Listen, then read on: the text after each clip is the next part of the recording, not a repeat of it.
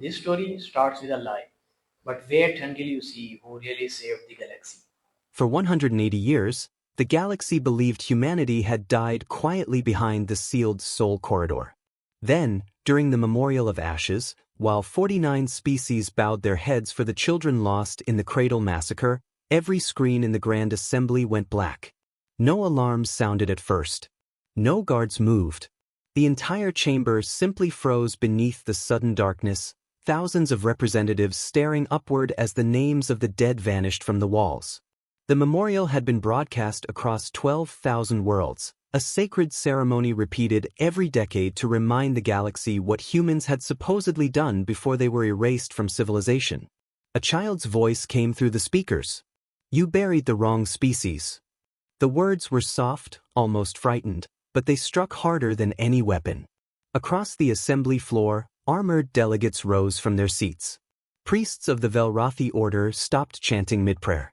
The old ruling bloc, seated beneath banners of justice and unity, turned toward one another with a fear they had not shown in centuries. Because the voice had spoken in Terran Standard, a language outlawed after Earth's condemnation, a language no living alien child was supposed to know.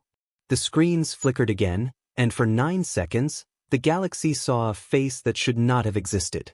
High Marshal Dre Van Vosk appeared in grainy blue light, older than the statues built in his honor, his ceremonial armor stained with something dark across the collar. He was the alien commander who had led the accusation against Earth, the hero who claimed humanity had murdered the Cradle World's children with a forbidden stellar plague. In every school, on every allied world, his name was taught as the man who had saved civilization from human brutality. But on the screen, his eyes were wet. "If this record survives," he whispered, "then the humans were innocent." The chamber erupted before the sentence could finish. A security minister screamed for the transmission to be cut. Technicians clawed at dead consoles.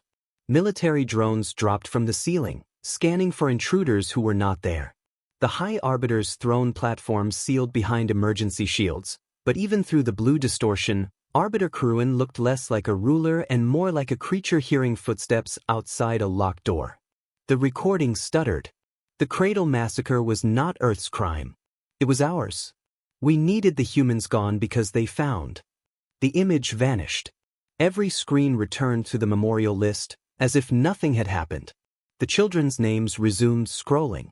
The choir continued from the exact note where it had stopped.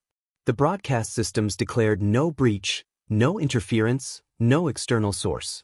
But every world had seen it. For 7 seconds, no one spoke. Then the Grand Assembly received a second message. Not a video this time. Not a confession.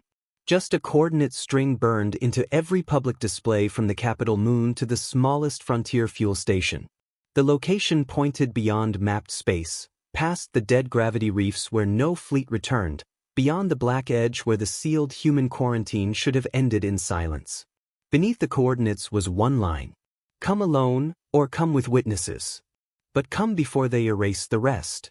Deep inside the Assembly's restricted archive, a vault that had not opened since the day Earth was sentenced began unlocking itself from the inside. The panic began 3 minutes after the broadcast ended. Across the Grand Assembly, military officers shouted over one another while emergency shutters sealed every entrance. Delegates demanded scans, arrests, explanations, anything that could restore the illusion of control that had shattered the moment the human language echoed through the chamber. For nearly 2 centuries, the ruling coalition had maintained a simple truth: humanity was gone. Dangerous, violent, condemned, and gone. Now that truth had cracked open in front of the entire galaxy. Supreme Arbiter Kruin stood motionless behind the protective shimmer of his throne barrier, watching the chamber descend into chaos.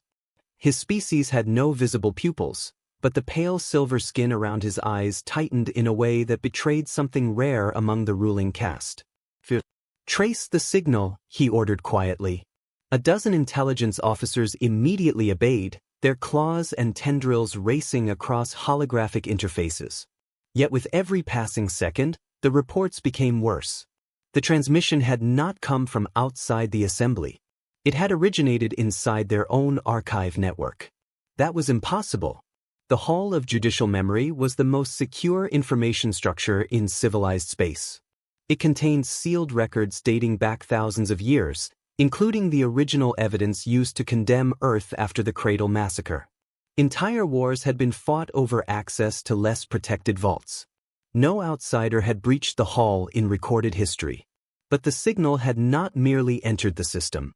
It had moved through it like it belonged there. Someone had administrator authority, one technician whispered, her voice trembling. Ancient level clearance. The chamber quieted slightly after that, because there were only 6 beings in the galaxy who possessed that level of access.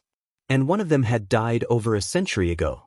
Karuan's gaze shifted toward the memorial screens, where the names of dead children still scrolled peacefully across golden light. Billions of citizens were watching this ceremony from their homes.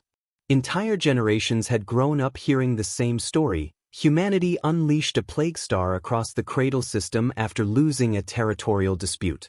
26 inhabited moons died in 11 hours. Over 40 million children suffocated when the atmosphere collapsed. The galaxy had demanded justice. Earth denied everything. Then the Soul Corridor was sealed forever. Simple. Necessary. But now a dead war hero had appeared claiming humanity was innocent.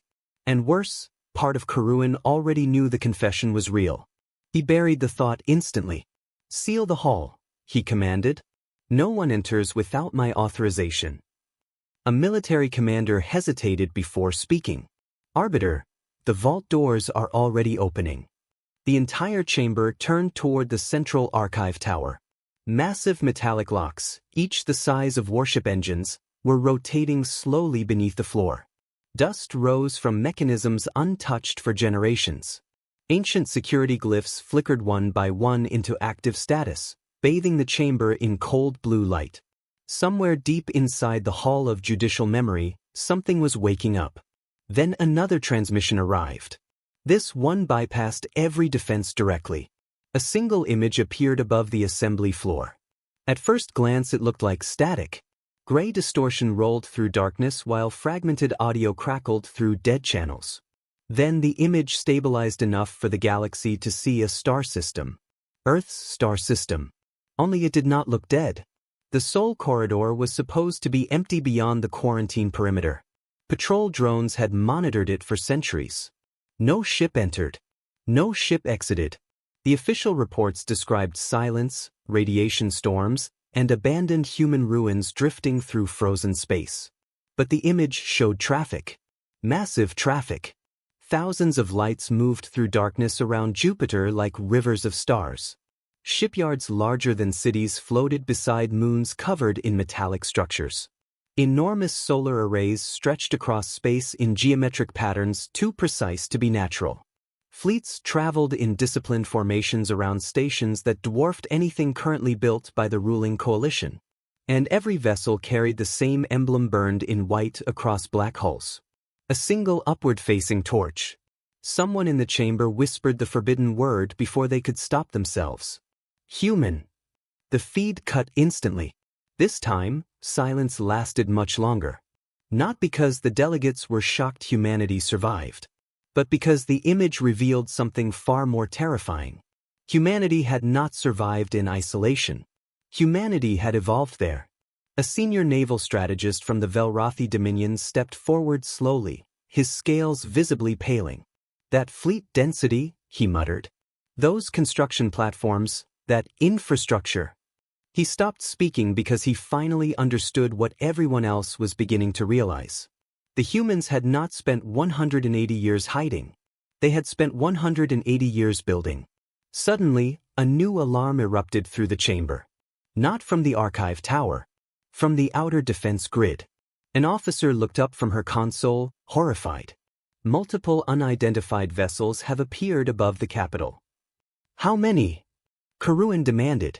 The officer swallowed hard. Now this is big. The humans are bad, and no one is ready. We can't count them. The chamber's ceiling shifted into transparent crystal, revealing the night sky above the capital world. And for the first time in nearly 2 centuries, humanity returned to the heart of the galaxy. At first, the ships did not move. They simply hung above the capital like shadows that had decided to become real. The citizens below flooded the streets in silence, staring upward as thousands of dark triangular vessels drifted soundlessly across the atmosphere. No engine trails burned behind them. No jump gate signatures appeared on military scanners. The human fleet had not emerged from hyperspace or crossed the system perimeter. One moment the sky was empty. The next moment humanity was there. Panic spread faster than official broadcasts could contain it.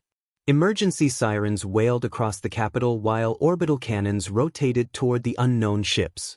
Entire defense stations powered weapons that had once shattered moons during the border wars.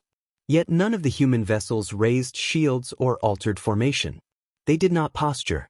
They did not threaten. They only watched. Inside the Grand Assembly, Supreme Arbiter Kurun felt something unfamiliar tightening in his chest. He had expected rage from humanity if they ever returned. Fury, revenge, bloodshed. Instead, they had arrived with impossible calm. That frightened him far more. Target their command ship, one military advisor urged. If we strike first? No. The words snapped through the chamber before anyone realized Kurun had spoken. Every eye turned toward him. The Arbiter slowly rose from his throne platform, staring upward through the transparent ceiling at the motionless fleet. The old instincts buried beneath centuries of politics were screaming now. Something about the humans' restraint felt deliberate. Controlled. Like predators standing perfectly still because they already knew they owned the battlefield. Open communication channels, he ordered. The transmission connected immediately. No delay. No encryption battle. No interference. As if the humans had been waiting. A figure appeared above the assembly floor, projected in pale blue light. Gasps spread instantly across the chamber because the human standing before them looked nothing like the species the galaxy remembered. He was older, perhaps in his 60s, with silver streaks cutting through dark hair and deep scars crossing one side of his face. But it was his posture that unsettled them most. Humans had once entered this chamber carefully, always aware they stood among superior powers. This man stood like he belonged there. Like the room itself was temporary. My name is Admiral Elias Ward of the Sol Republic, he said calmly. I am here because your governments no longer control the truth. Murmurs exploded across the chamber. Sol Republic. Not Earth Alliance. Not Terran Union. An entirely new human civilization. Kurun kept his expression neutral. You violate sovereign space with a military fleet and accuse us of corruption. Explain yourself carefully. Ward's eyes shifted toward him, and for a brief moment the Arbiter felt the terrifying sensation of being studied instead of addressed. You already know why we're here, Ward replied. The only question is whether you intend to keep lying. Before Kurun could answer, every screen inside the chamber activated again. This time, they displayed something smaller. Simpler. Maintenance records.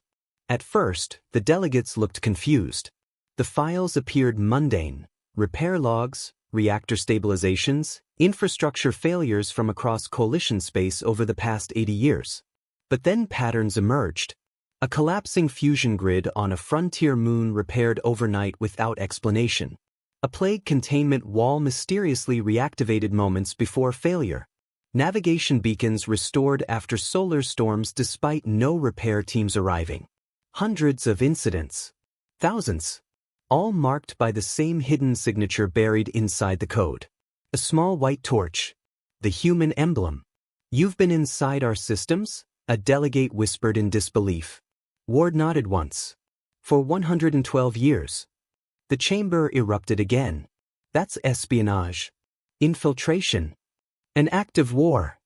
No, Ward interrupted, his voice suddenly sharper. That line changes everything. The humans are not hiding. They were saving lives. War would have been letting your colonies die. Silence crashed down instantly.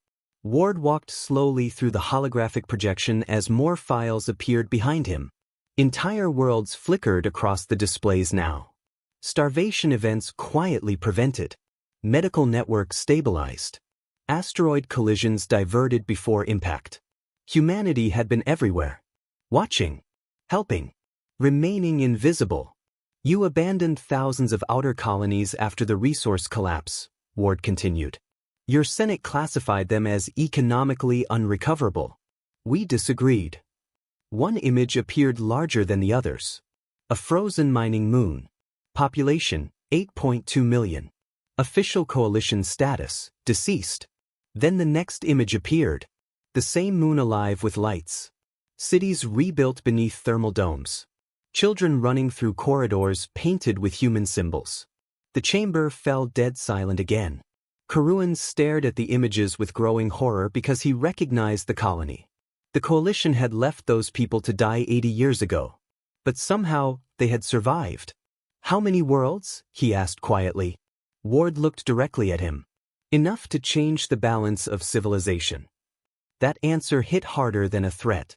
Not because of the words themselves. Because the human admiral delivered them without pride. Without arrogance. As if he were simply stating gravity. Then another officer rushed into the chamber, pale and breathless. Arbiter, we've confirmed something else. Karun turned sharply. What? The officer swallowed hard before speaking. The old quarantine drones around the Sol corridor, they were never active. Confused murmurs spread instantly. That's impossible.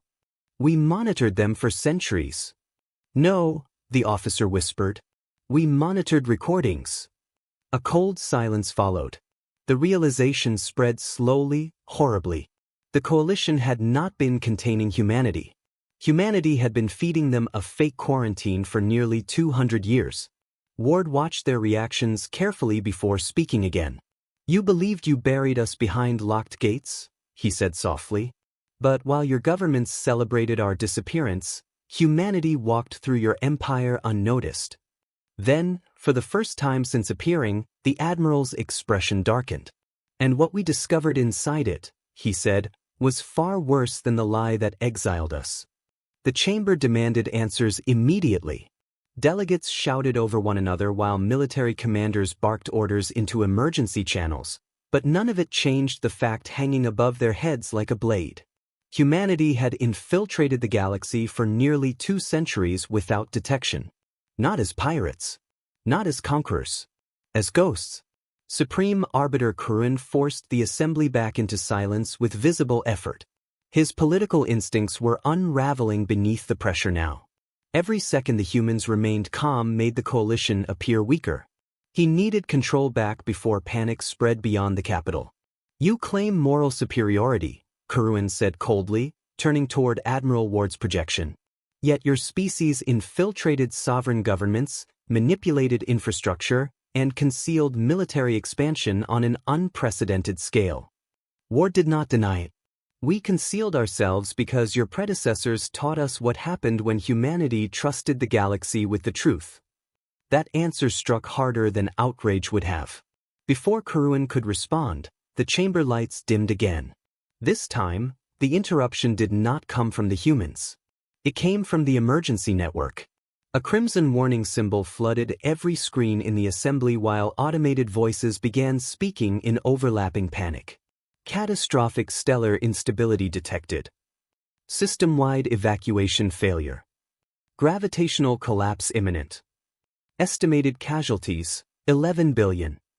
The delegates froze. Then one terrified voice identified the system. Nerith Prime. The reaction inside the chamber shifted instantly from political chaos to raw fear. Nerith Prime was not a minor colony. It was one of the largest economic centers in civilized space, home to orbital cities, shipyards, and 3 species capitals. Its star had been artificially stabilized for centuries through ancient reactor arrays buried inside the stellar core. And those reactors had just failed. A holographic image of the star appeared above the assembly floor. The delegates watched in horror as enormous fractures of blue-white energy spread across its surface like cracks inside glass. Entire solar flares erupted outward, swallowing nearby stations in seconds. Civilian distress calls flooded the chamber faster than translators could process them. Millions were already dying. How long? Karun demanded.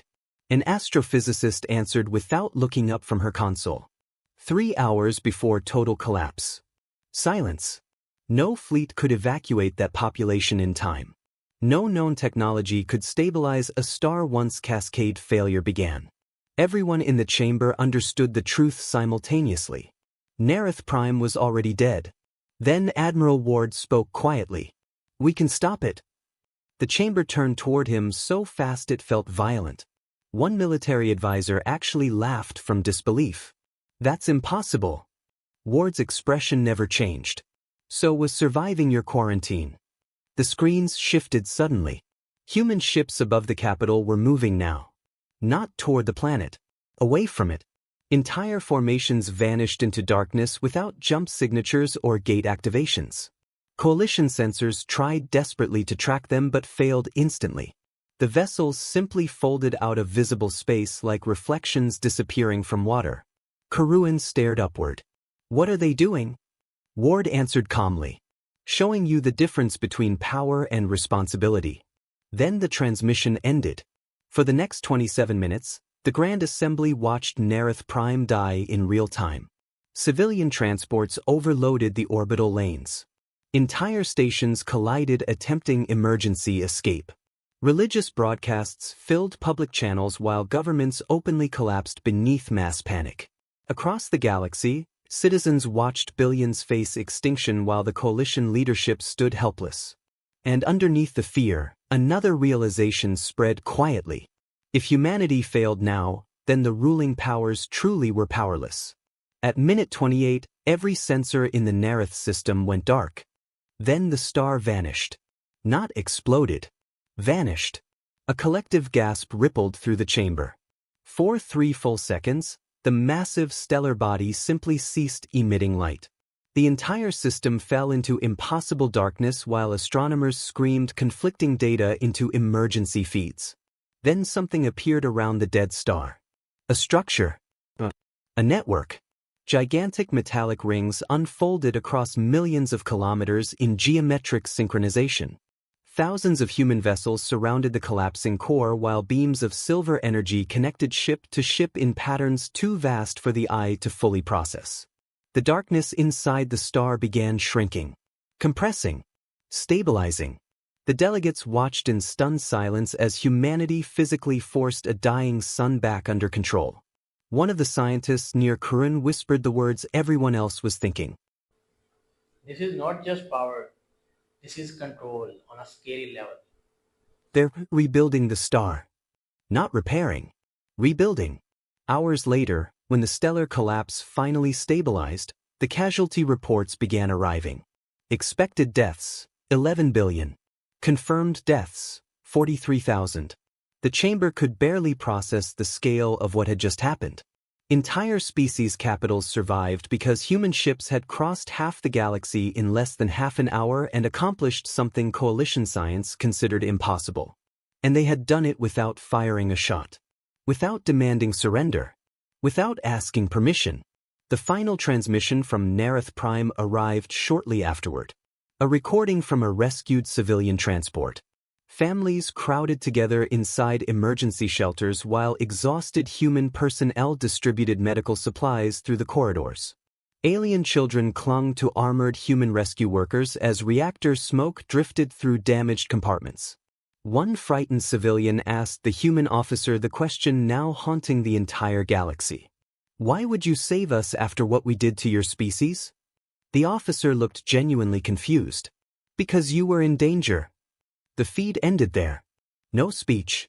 No threat. No demand for gratitude. That simplicity unsettled the galaxy more than any military demonstration could have.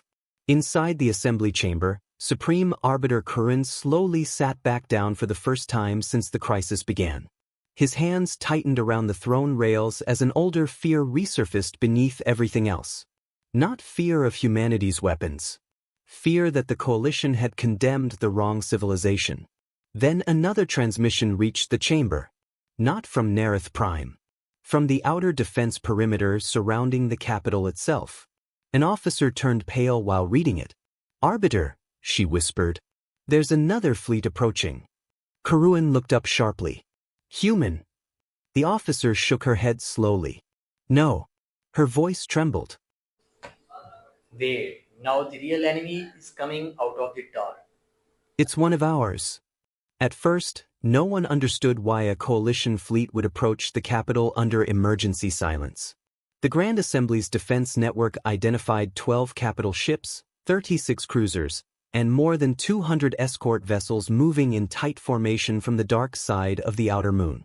Their transponders belonged to the Vare Dominion, one of the old ruling powers, a species that had spent generations presenting itself as the moral spine of galactic civilization. Their judges had written the exile order against Earth. Their admirals had enforced the Soul Corridor blockade. Their historians had taught every child in the coalition that humanity's disappearance was an act of mercy. Now their warships were aiming weapons at the assembly itself. Supreme Arbiter Karun rose so sharply his throne barrier flickered. Open a command channel to Fleet Marshal Sorak immediately. The channel opened, but Sorak did not appear. Instead, the screens filled with static, and through it came a voice distorted by military encryption. The assembly has been compromised by human infiltration. Emergency continuity protocol is now active. All representatives are ordered to surrender authority to the Dominion Protection Fleet until contamination is removed. The words moved through the chamber like poison. Contamination. That was the old word. The same word used in the original Earth verdict. Admiral Ward's projection, still standing near the center of the chamber, looked toward the screens with the grim expression of a man watching a trap finally close. Karun heard the reaction around him before anyone spoke. Delegates who had spent the last hour doubting humanity were now staring at their own allies with growing horror. The old ruling powers were not behaving like leaders defending civilization. They were behaving like criminals burning evidence. The first shot hit the outer shield of the capital station 30 seconds later. The entire chamber shook. Dust fell from ceiling arches carved before most species had discovered starflight. Emergency lights snapped to blood red. Several delegates screamed as the floor tilted beneath a second impact. The Vare fleet was not targeting human ships. It was targeting the archive tower. Karun's voice became a whisper. They're trying to destroy the hull of judicial memory. Ward turned toward him. No. They're trying to destroy what's beneath it. The arbiter stared at him. For the first time, the human admiral's calm seemed edged with something harder. You still don't know what your own predecessors buried here. Before Karun could demand an explanation, the floor beneath the central archive split open. The locks that had been turning since the first broadcast finally released. A column of cold white light rose from below the assembly, carrying with it a structure no one in the chamber recognized. It was not a vault. It was not a weapon. It was a cradle-shaped vessel made from black human alloy and alien bone glass, sealed beneath layers of judicial memory for 180 years. Every defense system in the chamber identified it at once. Origin, Cradle World. Status, Forbidden Evidence. Inside, biological life signs. The chamber fell into absolute silence. Then the vessel opened. A small figure stepped out. She was alien, though no one could immediately identify her species. Her skin had the pale gold translucence of the Cradle-born, a people officially declared extinct after the massacre. Her limbs trembled from the weakness of long preservation sleep, but her eyes were open, lucid, and filled with terror that had not aged a day. The entire galaxy had been taught that no Cradle children survived. Yet this child stood alive in the center of the assembly. A medic rushed forward, but she flinched away from every alien hand until Admiral Ward stepped toward her. The moment she saw the human uniform, something changed in her face. Recognition. Relief. Trust older than memory. She whispered one word in broken Terran standard. Safe. Ward's expression broke for half a second. Then he knelt before her, placing himself below her eye level, and answered with a gentleness that made the chamber feel smaller. Yes, Leora. You're safe. That name struck several historians at once. Leora was not just any Cradle child. She was the final recorded daughter of the Cradle World's peace envoy, the child whose death had been used in every memorial film, every school archive, every speech that justified Earth's exile. Her painted portrait hung in public squares across thousands of worlds as proof of humanity's cruelty. But she had not died. She had been hidden. The Veer fleet fired again. This time, the shield above the archive tower cracked. Ward rose, and the softness vanished from his face. Now you understand why they are here. Karuan's voice barely worked. How is she alive? Because humans reached the Cradle world before your official rescue fleet, Ward said. We found survivors beneath the ruins. Children. Witnesses. Evidence. Your ruling bloc knew that if those children spoke, the whole accusation against Earth would collapse. A delegate from the outer colonies stood shaking. Then why did humanity not reveal them? Ward looked at him with something close to grief. We tried. The screens activated again, but this time they showed old emergency recordings from the day of the massacre. Human rescue ships pulling children from collapsed shelters. Human doctors sealing radiation burns with field medicine. Human pilots begging the coalition fleet for evacuation clearance. Then the next image appeared.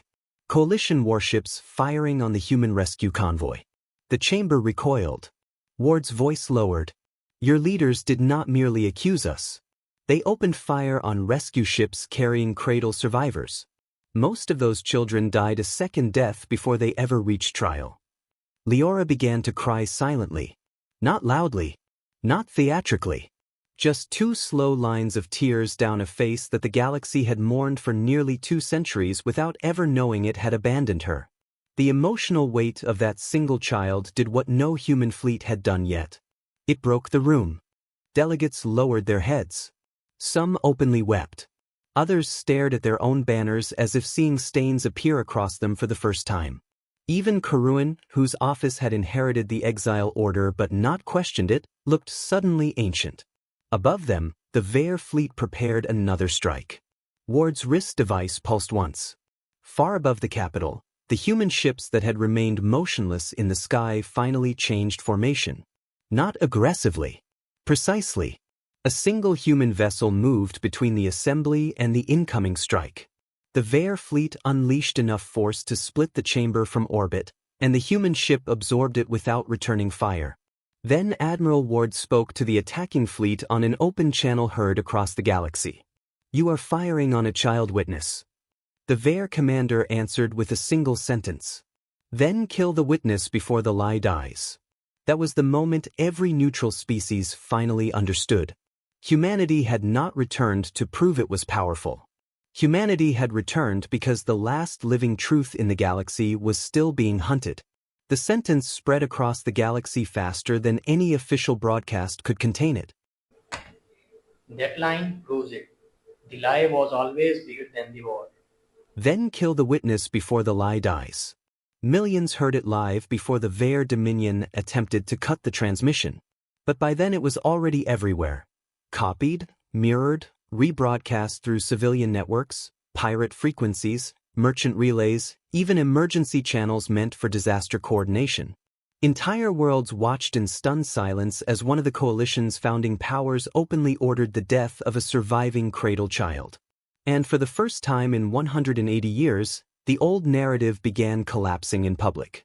Inside the Grand Assembly, the atmosphere had transformed completely. Delegates were no longer arguing about whether humanity survived. They were arguing about how deep the conspiracy truly went. Security forces that once answered automatically to coalition authority now hesitated before taking orders. Some quietly lowered weapons. Others stepped away from Veer representatives altogether. Fear had changed direction. Not toward humanity. Toward the governments that had controlled the galaxy for centuries. Supreme Arbiter Karuan stared upward at the cracked ceiling dome where distant flashes of orbital fire painted the night sky in violent white pulses. The human vessel shielding the assembly still held position above the capital, motionless despite sustaining continuous bombardment from the Veer fleet. It still had not fired back. That restraint disturbed him more every minute. How long can that ship hold? One defense strategist whispered. No one answered. Because the real question haunting the chamber was far worse. Why were the humans still refusing to destroy the attackers? Karuan finally turned toward Admiral Ward. You could end this battle instantly, couldn't you? Ward's silence was answer enough. You saved Nerith Prime. You infiltrated our infrastructure for a century. Your ships move beyond known physics. Karuan's voice grew tighter. So why are you standing here letting them attack you? Ward looked up toward the ceiling where another explosion rippled across the atmosphere. Because the galaxy is watching. That answer confused several delegates immediately, but Karuan understood it at once. Humanity was not fighting a military battle. Humanity was fighting history itself. If they annihilated the Vaer fleet now, frightened worlds would retreat into old instincts. The ruling powers would paint humans exactly as they always had, overwhelmingly dangerous, uncontrollable, ruthless. The truth would drown beneath fear before it ever fully surfaced. So the humans were doing something far more difficult. They were bleeding publicly while refusing vengeance. Another impact shook the chamber. This one stronger. Emergency reports flooded the assembly simultaneously. Outer defense ring destroyed. Civilian evacuation corridors collapsing. Unknown sabotage detected inside station systems. Ward's expression changed instantly at the last report. Where? A technician answered quickly. Sublevel transit sectors. Someone breached internal security 30 seconds ago. Lior. The realization hit everyone simultaneously. The attack on the assembly was never about winning a battle. It was about creating enough chaos to kill the surviving witness. Ward moved before anyone else reacted. His holographic projection vanished instantly while every human ship above the capital altered formation at once. Not aggressively. Surgically. Sections of the fleet detached and descended toward the station in perfect synchronization. Karuan turned sharply toward Security Command. Seal every transit sector now. We're trying, an officer shouted back. Systems aren't responding. The station lights flickered again.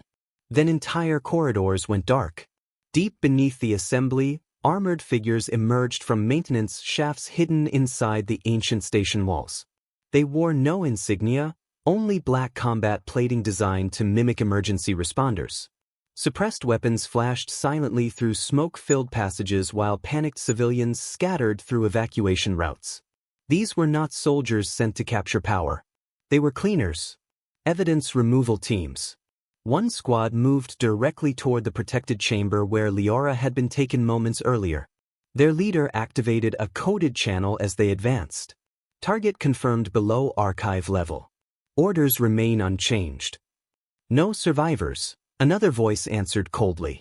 The squad breached the chamber door and found it empty. A moment later, every light inside the corridor died simultaneously. Darkness swallowed the hallway whole. The assassins froze. Then footsteps echoed through the black. Slow, heavy, deliberate. One operative raised his rifle. Thermal scans dead. Another checked his visor frantically. Motion systems too. The footsteps kept coming. Closer now. One of the assassins suddenly fired into darkness. The muzzle flash illuminated the corridor for half a second and revealed a human standing directly in front of them. Massive black armor. Featureless helmet. White torch emblem glowing faintly across the chest. The soldiers opened fire instantly. Rounds struck the figure center mass and disintegrated harmlessly against shimmering energy before touching the armor. The human did not even slow down. Then the lights returned.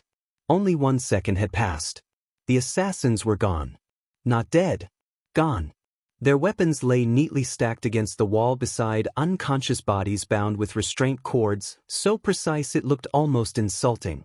At the far end of the corridor, Admiral Ward stepped into view holding Liora carefully behind one armored arm. The surviving security personnel stared in shock. What happened? One whispered. Ward glanced once at the unconscious operatives. They chose violence in front of a child. The simplicity of the statement made the scene somehow more terrifying. Then another transmission arrived from orbit. This one from the Vaer fleet commander himself. His image appeared across the assembly, bruised and furious beneath flashing red emergency lights. You think this changes anything? He snarled. The galaxy fears you already. Every world watching this knows humanity is becoming too powerful to stop. Ward answered calmly through the station-wide channel. No. The commander laughed bitterly. You hide fleets beyond mapped space. You infiltrate governments. You possess weapons beyond our comprehension. And you expect civilization to trust you. Ward's expression hardened slightly. You still misunderstand us. The human admiral stepped forward into full view of the assembly cameras while orbital fire burned behind him through the transparent ceiling. For 180 years, he said, humanity possessed the ability to cripple this coalition. Silence spread instantly. Ward continued. We could have collapsed your economies. Shut down your military grids. Destroyed your fleets before your crews woke from sleep cycles. His voice never rose. We did not. The Vair commander sneered. Mercy? No, Ward said. His eyes shifted briefly toward Leora. Discipline. That single word landed harder than any threat. Because everyone hearing it suddenly understood the terrifying implication beneath humanity's restraint. If this was disciplined humanity, what would humanity look like without restraint at all? Then the capital's outer defense network suddenly went silent. Every screen inside the assembly flashed white. An officer stumbled backward from her console, horrified. Arbiter, she whispered. There's another fleet. Karuan's stomach tightened. Vair reinforcements? The officer slowly shook her head. No. Her voice cracked. This is the real fleet. Now the galaxy sees what humans kept back. It's human. The main sky display expanded automatically.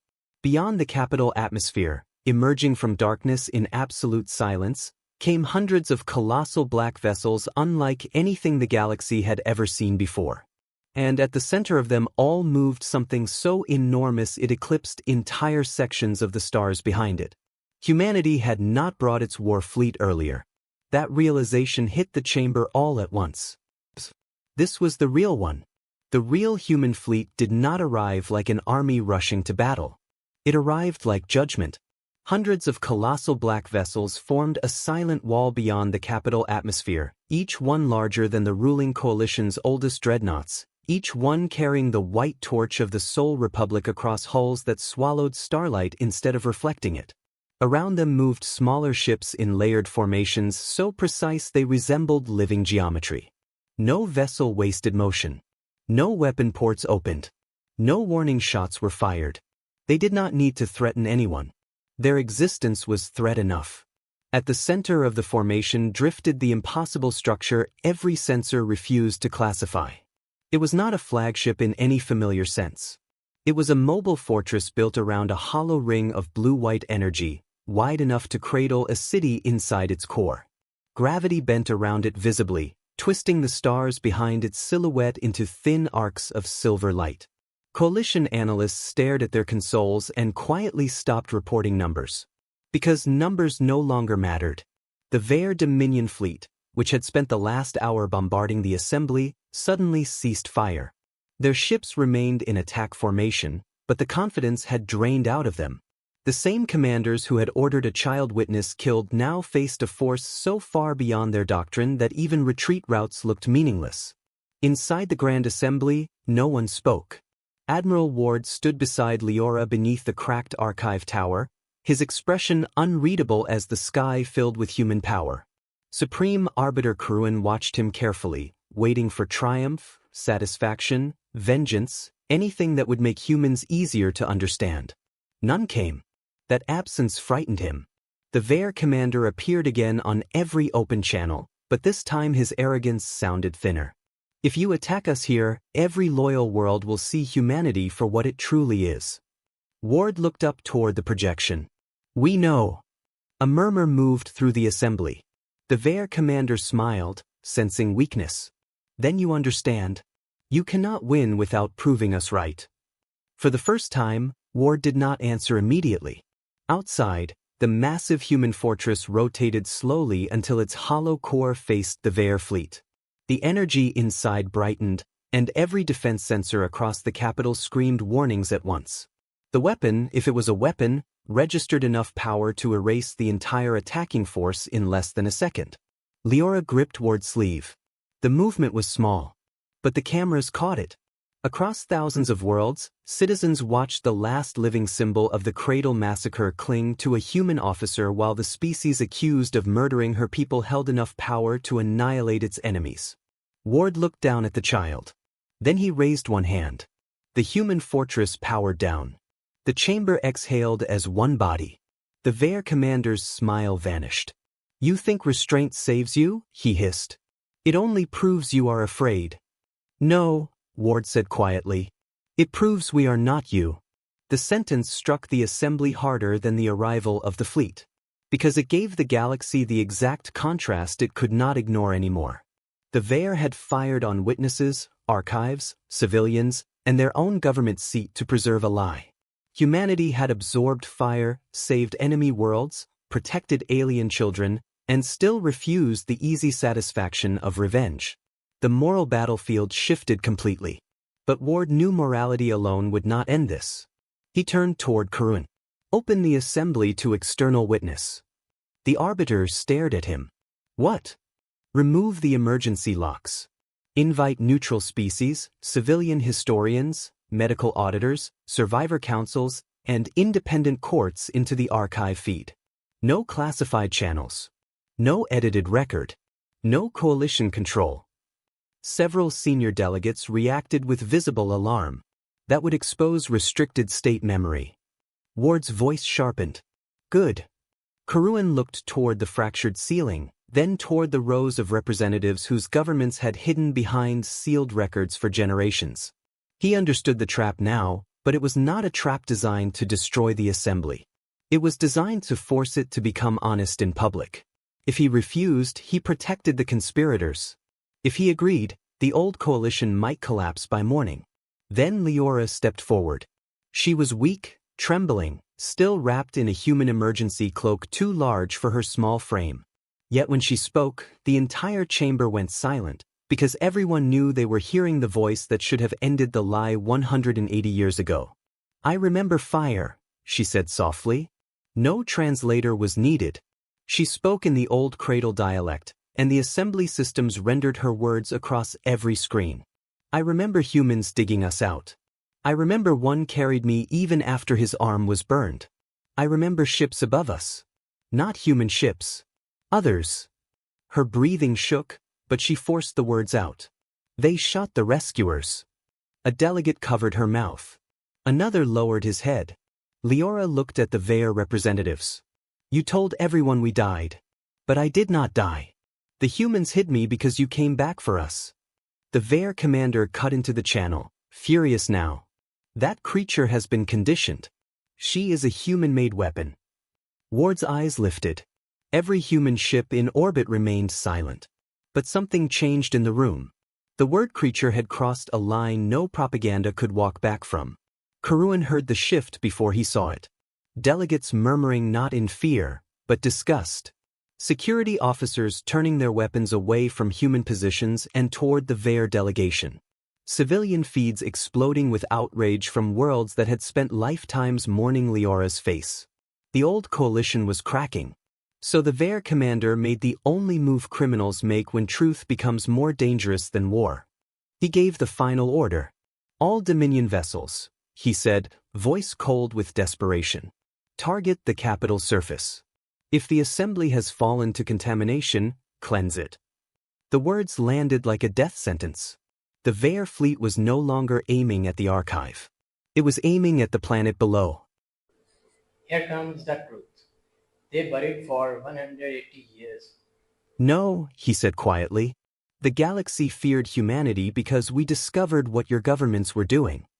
The chamber stilled again. Ward raised one hand, and the archive tower behind him awakened completely for the first time. The final sealed records opened. What appeared on the screens shattered the remaining foundations of the old order forever. Hidden beneath the Cradle systems were enormous breeding facilities operated by the founding coalition powers. Entire generations of orphaned alien children had been used as forced labor in stellar extraction projects hidden beyond public routes. The Cradle world had not been destroyed because of a human attack. It had been destroyed because humanity found the camps. The assembly watched ancient recordings of human diplomats threatening to expose the operation. They watched coalition leaders panic behind closed meetings. They watched the decision form piece by piece. Frame humanity. Erase Earth. Control the narrative before the galaxy learns the truth. Millions of delegates, citizens, soldiers, and historians stared at the evidence in absolute silence. Then came the final recording. A dying human rescue captain holding a terrified cradle child in his arms while coalition ships closed in overhead. "If this reaches anyone," the captain whispered through blood-filled breaths, "tell them humanity tried to save them." The recording ended. No speech followed. None was needed. Throughout the chamber, delegates slowly removed the ceremonial insignias of the old coalition from their robes and uniforms. One by one, they placed them on the floor. Not dramatically. Quietly. Like people finally ashamed of carrying them. Supreme Arbiter Kurin descended from his throne platform and stopped before Leora. For several seconds, the most powerful political figure in the galaxy simply looked at the child his civilization had failed. Then he knelt. The movement sent visible shock through the chamber. "For 180 years, Kurin said softly, we taught lies in the name of order. We condemned the innocent because the truth frightened us." His voice weakened slightly. "There is no apology large enough for that." Leora studied him silently. Then, slowly, she placed one small hand against his forehead in the old cradle gesture of forgiveness.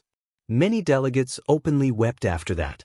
Outside the assembly, dawn began rising over the capital world for the first time since the battle started. Human ships still filled the skies, enormous and unstoppable, yet no fires burned below them. No conquered cities smoked beneath orbital guns.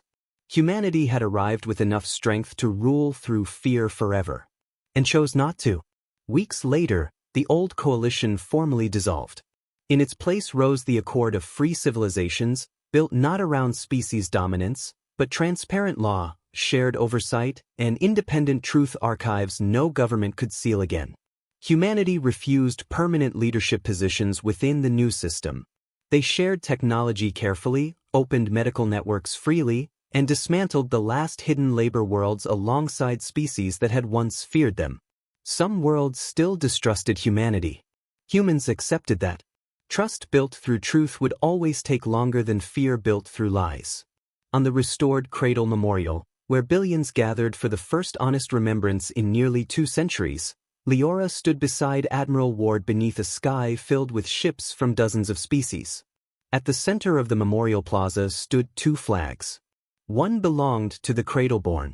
The other carried a single white torch on black. Leora looked up at the human admiral. "What happens now?" Ward watched children from different species playing together across the memorial gardens built over the old ruins. Then he answered quietly. This story starts with a lie, but wait until you see who really saved the galaxy.